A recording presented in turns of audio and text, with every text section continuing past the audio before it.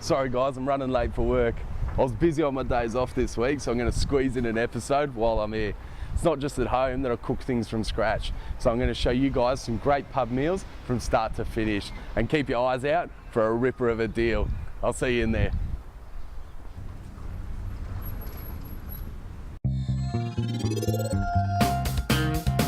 So lid goes on, and voila, beautiful beef burger fit for a king.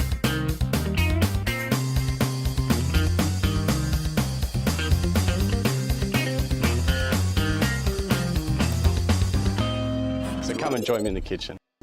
How you going, guys? I've got my gear on, I'm ready to go. I'm wearing my special apron just in case they forget I'm a rock star, but I'll never let them forget that. It's really important at the pub to have a beautiful pie on the menu, and I've got one today. It's absolutely stunning. Chicken and leek pie. It's always a favourite of mine, and quite often ends up being my lunch.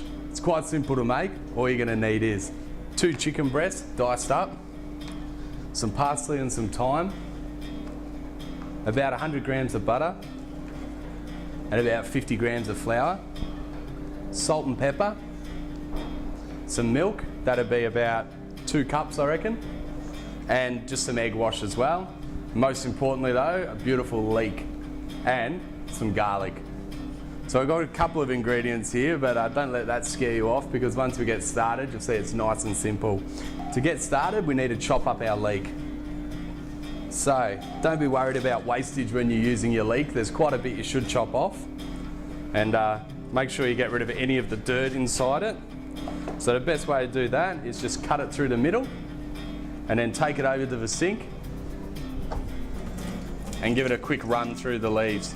Using your finger to push it as well. Just use them just to rub and loosen up that dirt, and then the water will just wash it away. Give it a shake and that's ready to go. So everything in this dish is just nice and rough and rustic, and you'll notice that there's not too many different flavours in here because we just want to keep it nice and simple. So just run your knife through. I think I'll only use half a leek today. So just some vegetable oil into your pan, and in goes your leek. You want to have a good bit of heat in there because you want to be able to seal off the leek and seal off the chicken and make sure that it all gets a nice caramelisation. We always have other beautiful pies as well. We've got a fantastic beef pie, but I always like to put other pie specials on because I think it's something people really love at the pub. So making sure you've got enough oil that it's not going to stick, and just giving it a good stir. I thought today would finally be the day I could use some real kitchen equipment, but apparently I'm not important enough to use the actual stove, so I've been pushed down the back on my portable again. So just let that keep happening, and now I'm going to slice up some garlic. In this dish you don't want to slice it up too fine because you don't want it to burn. So nice and rough like that. Get it in nice and early like this. So I'm going to use 1.5 cloves here. But get it through nice and early so I can get through the oil and into the skin of the chicken and everything. It's going to be fantastic. Bit of salt and pepper as well, just to help bring out the flavour in the chicken. Ideally I'd be using a wooden spoon right now, and it'd probably stop that noise that keeps sending chills up my spine, but in the commercial kitchens we're not really supposed to use wooden spoons or wooden boards because of the breeding ground they create for bacteria. So it's not always ideal using metal utensils. So we'll leave that to keep browning now. And we've got our garlic cooking away. You can smell it, it smells amazing. And we'll move on to our herbs. So if you've got herbs growing in the garden, you can use whichever ones you like. I really think thyme is an important herb in this one because it really blends well with the leek and the chicken. And it takes your dish to another level, adding fresh herbs to it.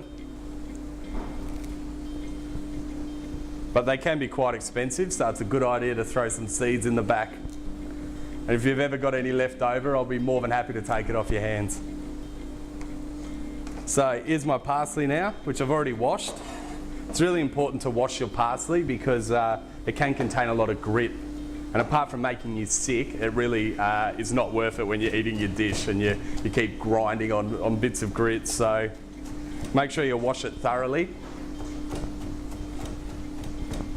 So just like everything else, nice and rough. Don't have to be too fancy about it.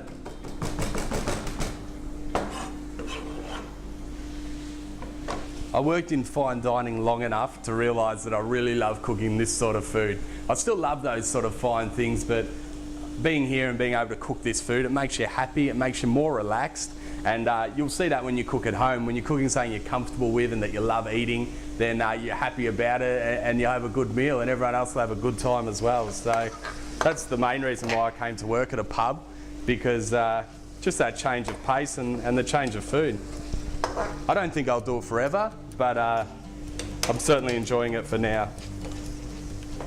And I reckon that's good enough now. We don't need to cook the chicken, we just want to just brown it off. So next we've got some butter.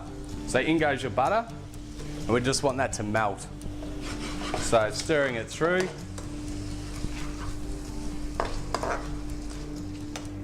So what we're basically making in here is a white sauce, but we do it in the pan, not only because I don't really like to do too many dishes, but I'm pretty confident when I make it. If you weren't so confident, then you could make your white sauce separately and cook these off and then add them together. But this way it's less dishes and you sort of get all the flavour from the pan and everything when you cook it in one. So now that our butter's melted, then we can throw our flour in. So just scatter it over the top. You don't need too much, just like icing sugar or something. And now give that a good stir. You'll notice it starts to thicken up pretty much straight away. But now we just want to cook it out a little bit. So there's not much in there, it's just a small dusting. And we just want to cook it out just so we can get rid of that rawness in the flour. Well, that looks pretty good to me now, so now we'll add our milk. So in goes your milk. If you wanted to speed it up, you could add hot milk to it. We're not in any hurry today. So this is starting to thicken up a little bit now. Because we're going to let this tick down for about 25 minutes, half an hour, it's going to look quite loose at the start, but then it's going to definitely thicken up as it cooks. Make sure you keep stirring it though, because you want to make sure all of that flour is being absorbed into it, and you don't want it to get little chunks of flour in it. So make sure just while it's coming to the simmer that you keep stirring it. This has been ticking away now for 25 minutes. You can see it's nice and thick and it's cooked and it's beautiful, and it smells absolutely amazing as well. And today, because we're going to just cook this straight away, it's going to cook nice and quickly. But normally, if you wanted to, you could just set these in ramekins and then set them in the freezer, and then you can have a few up your sleeve.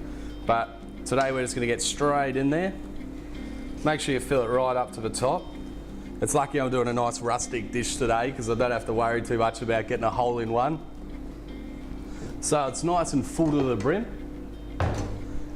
Now, here I've just got a bit of egg wash, so your egg, your milk, whisked up, nice and easy. Now I'm just going to run that around the rim, and on it goes. Just give it a bit of a go around the edges. Prick a couple of holes in it, just to let the steam out.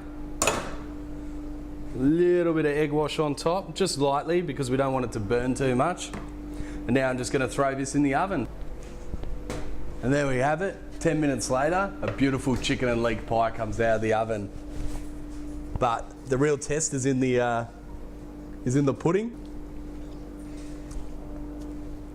And apart from being absolutely scorching hot, I reckon that tastes even better than you're imagining it does.